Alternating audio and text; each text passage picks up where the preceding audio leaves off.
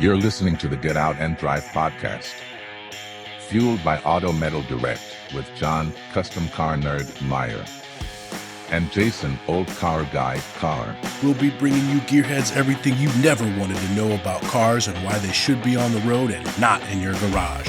Are you ready to get out and drive? John, AI is taking over the world. At this point, I'll take any sort of intelligence.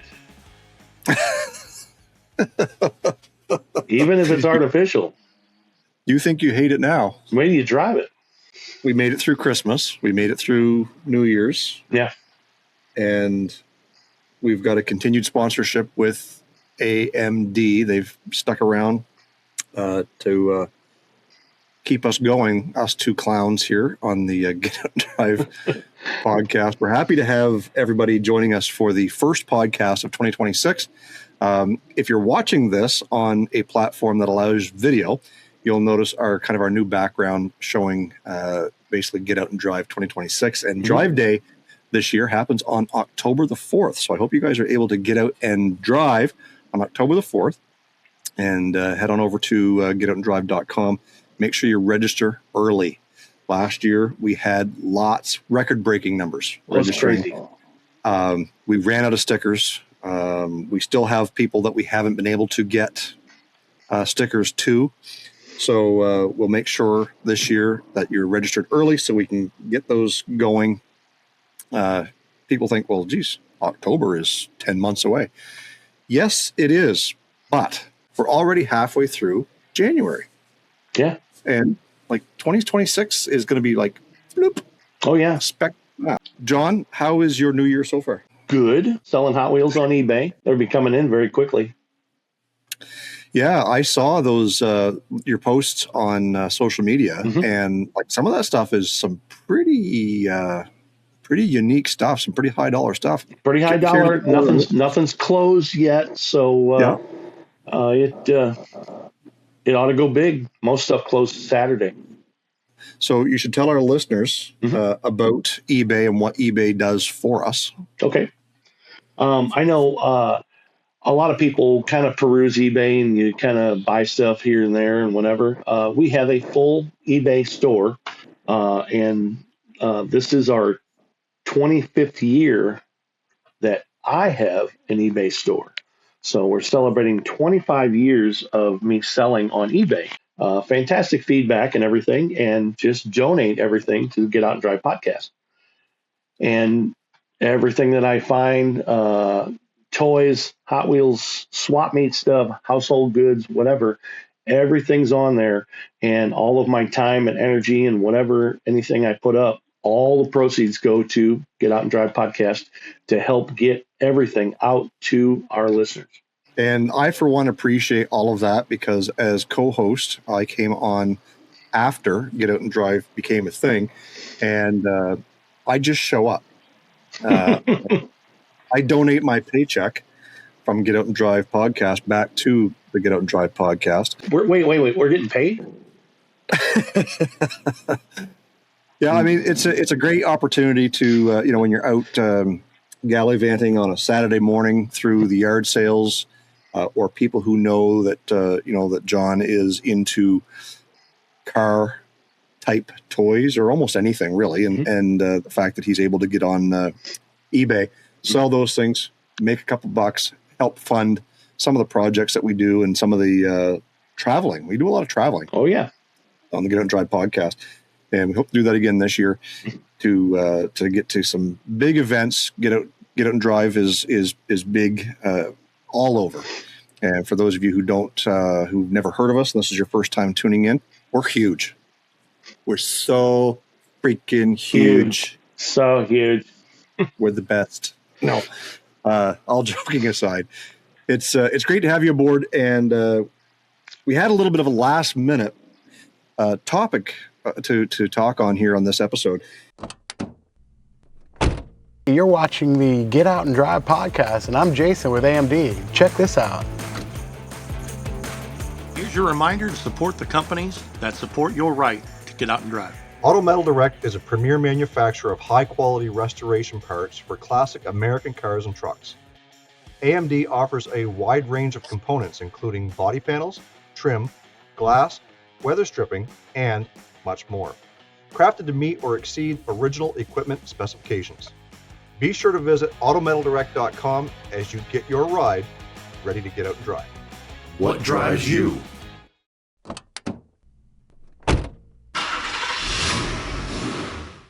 Those of us who were born in the 70s, kind of grew up into the 70s and into the 80s, are going to be very, very familiar with this topic, because these were a thing. And what we're talking about when I say these, John, are what? We're talking about 70s Boogie Vans.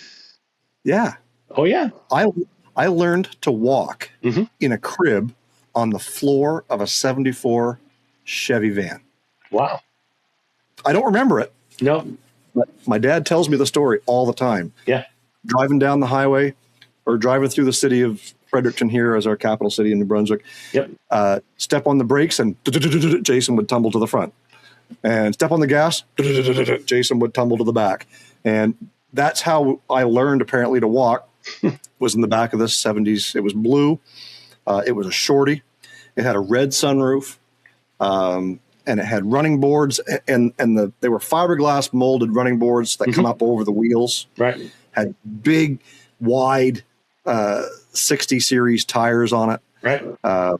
If I can remember correctly, just from the pictures that I remember seeing, like Krager style wheels. I don't know if they were Kragers or maybe they were Keystones or something, but nevertheless, orange shag carpet. Wow. It was fun. And if I can find some pictures, I'll be sure to get Paul to flash them up here on the screen, because, that thing was a 74. I was born in 75, and, learning to walk. So I was 8 or 9 months learning to walk in this thing. It was pretty classic to drive in a Chevy van or 40 Econoline. Right. Maybe it was a B series Dodge van. Right. I thought you were going to tell me you were born like Ricky Bobby style, like, and boom, out you came. That I cannot attest to. But I do, just like, there's certain things as a young child I can remember. I don't ever remember being in that van, but I do remember, just based on the pictures, like as a kid looking through and saying, "Oh wow, that's a pretty cool van." And Dad belonged to what was called at the time the Capital City Van Club. Oh, okay. So you pull into the local parts store up here. It was called Canadian Tire, and the whole parking lot was full of 40 Econoline vans, Dodge B Series vans, Chevy vans, GMCs, and of all years. We're going to like the cab over style Econoline and Dodge and Chevy vans, and just everything was fantastic. Why were these vans so popular, John, in the 70s? Or what brought them to such a cult-ish following back then? I can probably say sex, drugs, rock and roll. Period. Yeah. And you wouldn't be wrong. Right. And that's where I remember that stuff, because there were several vans and vanner type cars and stuff that would go around that were in my neighborhood and stuff, because you'd build a custom van. You have to tick off all the boxes. You have, naked lady riding a dragon. Check that box off. Airbrushed on the side. Somebody's name on the side of it. A bubble window that's on it. Check that box. Probably there was companies that made all sorts of different style, like hearts and musical notes and all sorts of stuff. You had to have a window, had to have a visor for the windshield, wheel flares. You had the basic stuff, and then you kind of kicked it up a level, and you had side pipes, had a hood scoop, had a different grill that had headlights, chain steering wheel. And the better vans had a wet bar inside and a foldable bed and all that stuff. And it went from one or two vans, and then companies started building them and selling them. And you could even see these things and give it away on The Price is Right. Yeah. it was absolutely incredible. And I think the paint and psychedelic colors and psychedelic designs and all that crap, all of it was drug induced, 100%. Well, and like the murals alone, like you go and you take today, some of those murals that they had, and some were pretty seedy. Oh yeah. But like if I had to pay somebody today to paint the side of a Chevy van, airbrush it or whatever they were doing back in the day, well, I guess it probably would have been airbrushed. There's no vinyl, back in the 60s and 70s. So they're airbrushing these murals on, and I'm not sure what they would have cost back then, but I'm guaranteeing you today to get two sides of a van done of some form of a mural, just minimum $5,000. If you were to do it today. Yeah. Yeah, but back then it was a bag of weed and a case of beer. Yep. Yeah, because everybody that you hung out with had a talent, right? Mm-hmm. One guy was a suspension guy. Right. One guy was an exhaust guy. Another fellow was the mural guy. Mm-hmm. The other guy was shag carpet. Shaggy. Right. So, and one guy was remember the sunroof guy? Oh yeah. He was the guy that you were scared to go talk to. Right. Because he was the guy who drank all day. Sure. And you trusted him with a saw to cut a hole in your van. Yeah. Right. And you didn't question him. You just he just put his hand out and you gave him $50 or the bag of weed or the couple of cases of beer. Right. And before you know it, you had metal shavings in your cup holder. Yes. And it, like I said, a lot of the modifications have been drug induced, because you look and you go, why does this van need 3 rear tires? Why do we cut 2 vans in half and weld them together? No. Why does this have gull wing doors? What's wrong with having a slider door on the side of it? We have a gull wing door on the side. And these guys just built stuff out of nothing. Well, that's just, and that's part of it too, right? Like we didn't have all the fancy stores that we have today and online shops that you can go and say, oh, well, we didn't have AMD. No, we didn't have that. Right. Oh, yeah. We didn't have AMD. We didn't have all these suspension companies. So if you wanted to lower the front end of your G van, what did you do? You torched the coils. Yeah. You had to cut stuff up. Right. You go to the Ford vans. What did you do? You bent the I-beams. No. Right. You torched them. And that's all you could do to lower those things. I know. That's scary. Right? And if you wanted to put a big, fat, wide 15-inch tire on the back of it, well, that wasn't going to clear the fender well. You had to cut it out, weld something else on. Well, you cut it out and you put flares on it. Right. So, like, we're going back. We've always talked about rat rods and how rat rodding, kind of became a thing. It was a no money hobby. Right. And back in the day, if you wanted a hot rod, you went to the junkyard, you stole parts off of one car, you made it fit another. Right. Whether it was wheels, tires, suspension, brakes, body panels, visors, flares, it doesn't matter. Right. Right. Yeah, My dad in the 70s was a single dad. Right. But he had a pretty friggin' cool van. Right. Yeah, that's what happened. Because there was a trend, and we always talk about trends, they go about 30 years or whatever. Custom cars came around 50s, 60s. And when the 70s came in, muscle cars and stuff, all the custom cars, your standard customized Chop 50 Mercury and, a Section 50 Ford and all that stuff, those became outdated. Disappeared. And the next thing to come in was, street freak, gasser style, nose high cars, and vans. And you can look at any ISCA, International Show Car Association, you look at any ISCA pictures that are late 60s, early 70s, everything has ribbon, endless line, ribbons, twisted ribbons, and psychedelic. And if you don't know what it looks like, just close your eyes and poke your fingers in your eyes right now. And that's exactly what the paint looks like. And it's crazy. It's crazy, the paint on these things. And these guys, another common thing was putting a settling torch and turning it way down so the smoke comes out of these settling. And you put that in your brand new paint, and it makes it all look smoky and stupid looking. And it's fantastic. John, speaking of smoky and fantastic, once upon a time, you did yourself a replica van. Yes. Yeah, I did build my own Boogie Van, and it's been quite popular, copied quite a lot.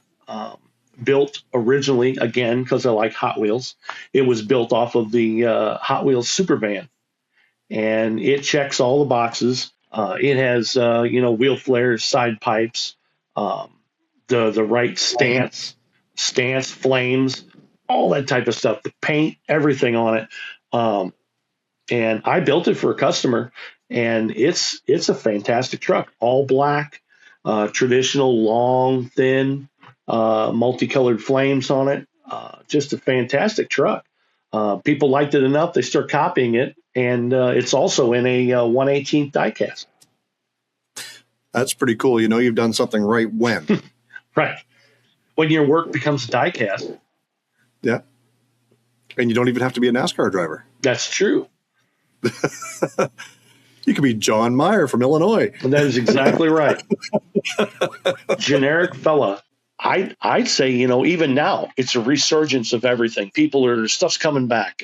People are building everything that's out of the norm. Gasser cars, they're building street freak type cars, building anything to get attention. If you go to Good Guys, if you go to, any big car show, you don't want to show up with another orange and white 69 Camaro pace car. You want to show up with some kind of crazy car with crazy freak paint on it, and it actually gets attention. Another form of that, as we continue talking about vans. Vans made their popularity in a couple of different ways. Mm-hmm. Is it was not just cheap transport. I don't want to say cheap transportation, but you could buy vans fairly inexpensively, right? Because they were cargo haulers, but some of them were people haulers, and you could cross a couple of boxes off at the same time when you started getting into conversion vans that were not just people haulers, but they were also campers. Mm-hmm. So, when you kind of transition from the sport van, I guess if we wanted to really kind of call it that, to the conversion van took that just a step further. Mm-hmm. It created a little bit of luxury. And actually today, like you go and you buy yourself a Sprinter van that's got like 4 seats in it, all leathered up and TVs galore and tinted windows and blah, blah, blah. Right. Those are $250,000 vans. Mm-hmm. If you want a basic van that has a small water holding tank, freshwater tank, it's got a small bed in the back and the ability to cook something on the either outside or inside, and maybe a small little fridge. Those were very popular out of the 70s into the 80s. And those people crossed the country back and forth. Yeah. Right. With their small block Chevys, Fords, 318 Dodge. Yeah. And they just saw the world. Yeah. Right. But pull into a campsite. Oh yeah, pull up to a campsite and do what you want to do, and you get to see the world from your dashboard. Now, don't get me wrong. And it's completely different. It's the same, but it's completely different. The hippies in the VW vans were not actually part of the vanner movement in the 70s. Yeah. They were just not included in that for whatever reason. I don't know why. But that was a whole different genre. And I mean, go ahead. I was just going to say that the hippies were doing it not out of want, but simply out of necessity. Excuse me. That's where they lived. Oh yeah, that was their home. Where they traveled. They traveled from place to place. People who had the sport vans of the same era, they were doing it for fun. Right. And in some cases, sure, they lived in it, but they were doing it for fun. Hippies were doing it out of necessity. They were oversimplifying by, this is my house, this is my transportation, right? This is everything for me, right? What was that old saying that they said? If you don't smarten up, you're going to live in a van down by the river. Now everybody wants a van down by the river. Exactly. So, yeah, and that's where that's how that trend has transformed from VW bus and the hippies to, well, we don't like the VW because they're old and they're clapped out and they're blah blah. We want American made, America. And we can drive our Dodge, Ford, and our Chevys, and we're going to build them into something custom. We're a little bit redneck. We're blue collars through the week, but on the weekends we're going to go haul ass and we're going to go blah blah blah blah and all this. Virginia's for lovers and blah blah blah. Wow!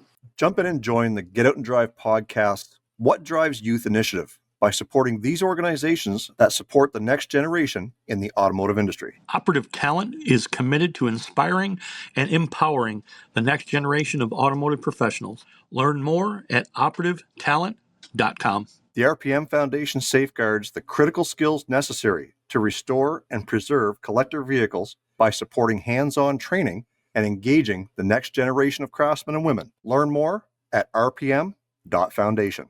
So it's funny to see, though, like the whole purpose of this episode was just to kind of talk about, the vans, but it's funny how it transitions from, like you said, the hippie van, which was a necessity. That was their home. That was their transportation, blah, blah, blah, right, to the average blue collar guy wanting to just do something cool. And then transitioning from the 80s into the 90s to the conversion van, family hauler with the captain's chairs and the freaking wood, the oak throughout those things was phenomenal. Yeah, more oak than a kitchen. Oh yeah.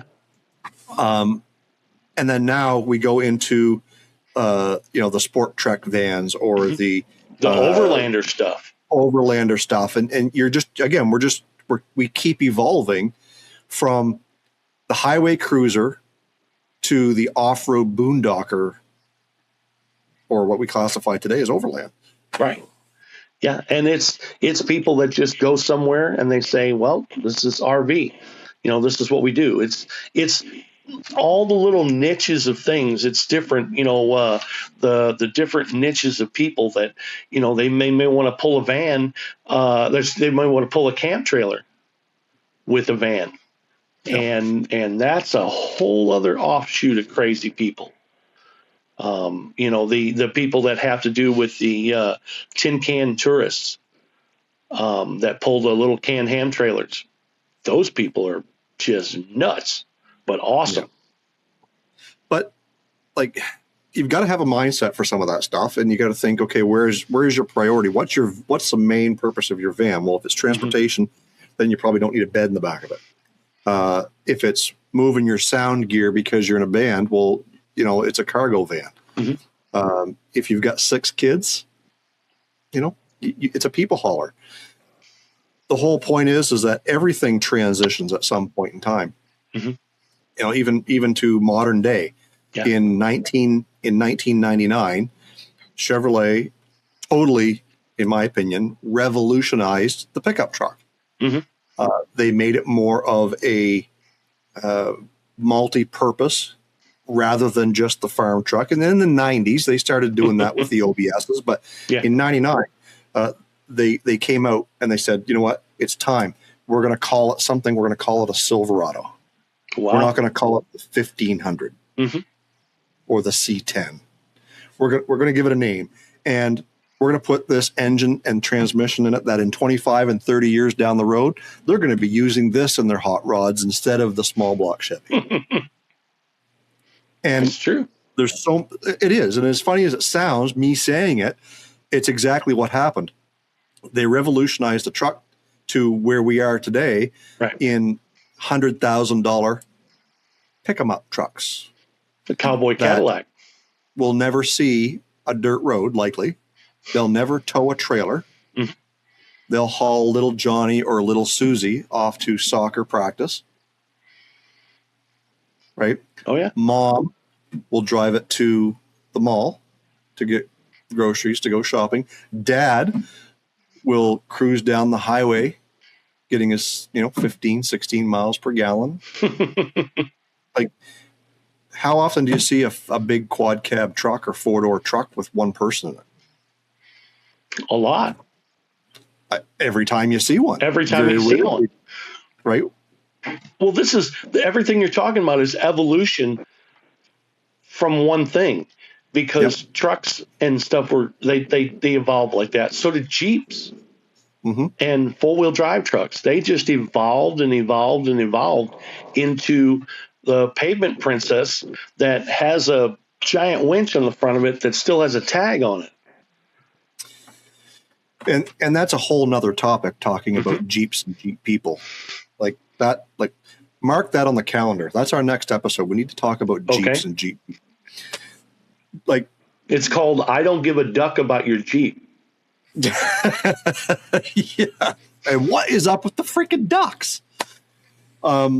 As we move through evolution, everything has evolved. Right. The car has evolved. It will continue to evolve. As much as we dog on EVs and electric vehicles, that's an evolution. Everything we're talking about is. Right. Can you imagine in 1910, you're riding your horse and buggy with your wife beside you, a couple of kids in the back, and some grain, and you're heading out of town, and this automobile pulls out in front of you, spooks your horse, and you're all pissed off and thinking to yourself, oh, those city folk driving their automobiles, I will never drive. I'll have a horse forever. Yeah. John, just so you know, that's you and me. That's true. I'll never drive an EV. That's you and me. That is me and you. Right. And tongue in cheek, I'm not going to say I'll never own an EV, but what I will say is you will never force me to drive. Oh, wow. That's big words. It is. You'll never do it. In Canada today, there is a mandate by 2035, there will not be a brand new gas-powered vehicle sold. In Canada, that's a mandate right now by our current government. Talk about your evolution. Again, we're getting into a completely different subject again, but we're talking about the evolution, how, the hippie van turned into a sports van, turned into a people hauler, camper vans. Automotive, cars in general, cars, trucks, everything has evolved. Where is, after EV, John, where is the next thing going to be? Are we talking Jetsons style evolution here? Again, we're both products of the 70s, watching the Flintstones and watching the Jetsons. Will we be flying cars? We thought we were going to be there. Now, look, you can stop, because I don't trust the drunks that can drive a vehicle that sticks to the ground. We don't want these things falling out of the sky. Right. I don't want to trust a drunk that's driving something that's going to fall out of the sky. No. I will stand and say no. But I guess if we're flying cars, I mean, take me home. Bloop. It'll fly itself.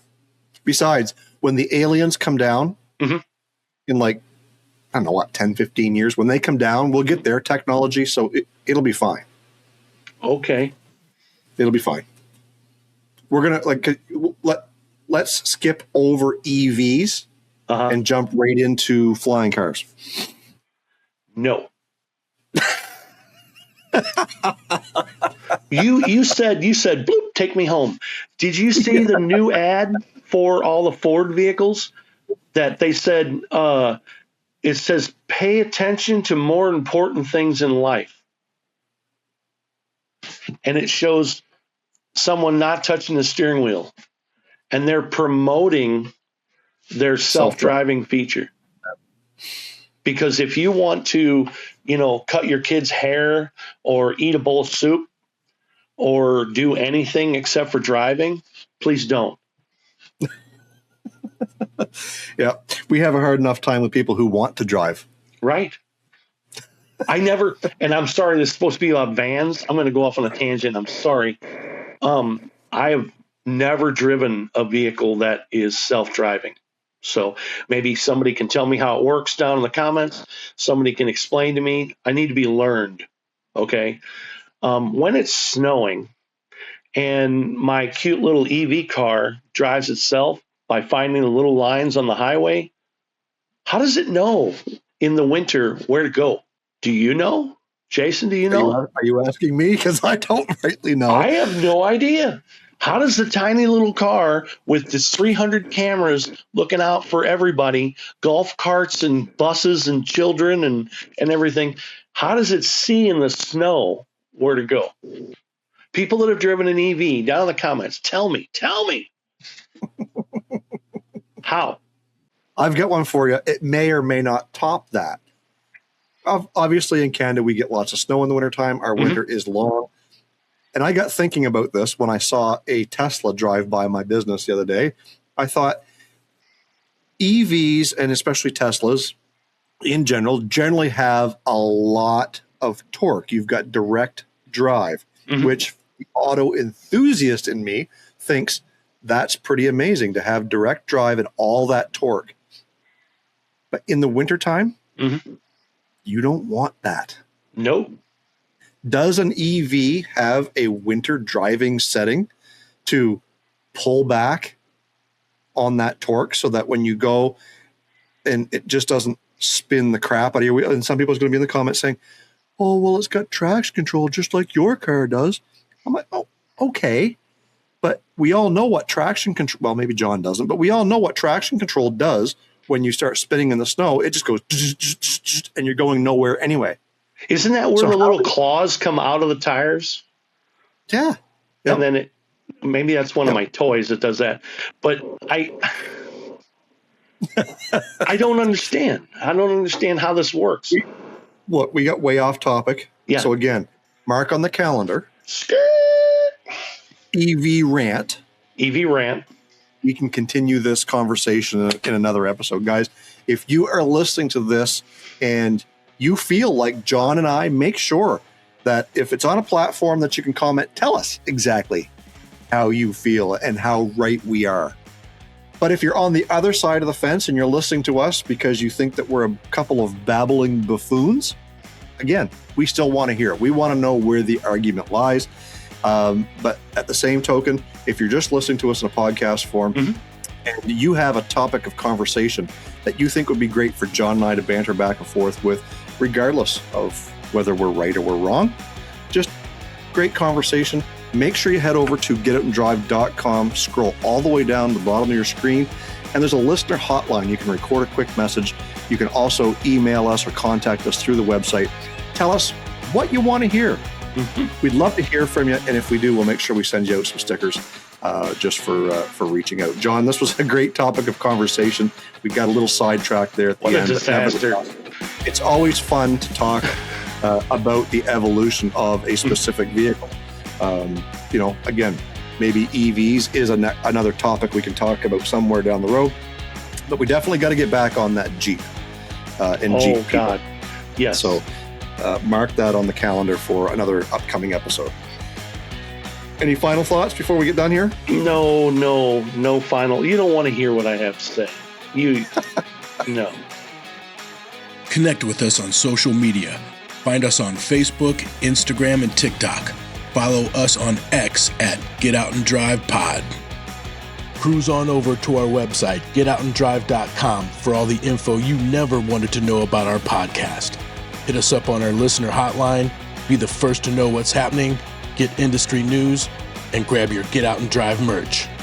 What drives you?